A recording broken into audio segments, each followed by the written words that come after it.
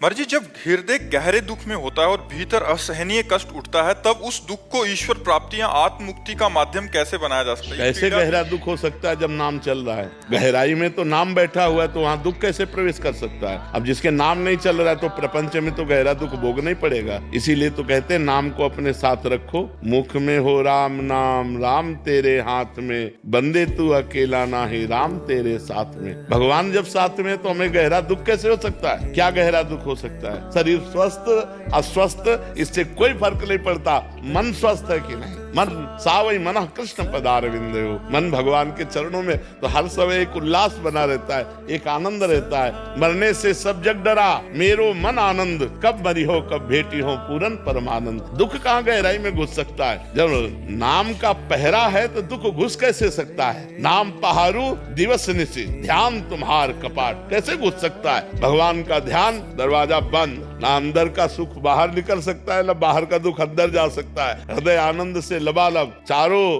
तरफ भगवान के नाम का प्रताप उसकी रक्षा करता रहता है। ऐसे हम थोड़ी कह रहे कि भगवान को जपो, भगवान को भजो, भगवान का चिंतन करो। हम कह रहे हैं लोक परलोक के सारे सुख आपके चरणों को चूमेंगे यदि भगवान का भजन करोगे। तो क्या आप भगवान के नहीं हो? जो आप दुख भोग रहे हो, आप अशांति भोग रहे हो, आप परेशानी भोग रहे हो, उसका कारण आपके पाप कर्म है। अगर पाप कर्मों को बंद कर दो, भगवान का स्मरण करो, तो लक्ष्मीपति हैं, अनंत मायापति हैं, अनंत ब्रह्मांडों के पति हैं। अरे किलो 2 किलो सोना की बात क्या? 1 लाख योजन का पर्वत है जिसे सुमेरु पर्वत कहते हैं। 1 लाख योजन चौड़ा, 1 लाख योजन लंबा और टोटल सोने का। भगवान की माया में कमी है? अनंत ब्रह्मांड पति हैं। तो हम लोग क्या है, अहंकार से जीना चाहते हैं, भगवान की शरण में होकर नहीं, पाप कर्म करना चाहते हैं, उससे सुखी होना चाहते हैं सुख और करते हैं पाप, तो पाप का परिणाम दुख है, कहाँ सुख मिलेगा? इसलिए नाम जप करो, भगवान के आश्रित रहो। ये मांस खाना, मदिरा पीना, पराई स्त्री से व्यभिचार करना, दूसरे से छीन झपट, लूट घसूट, हिंसा,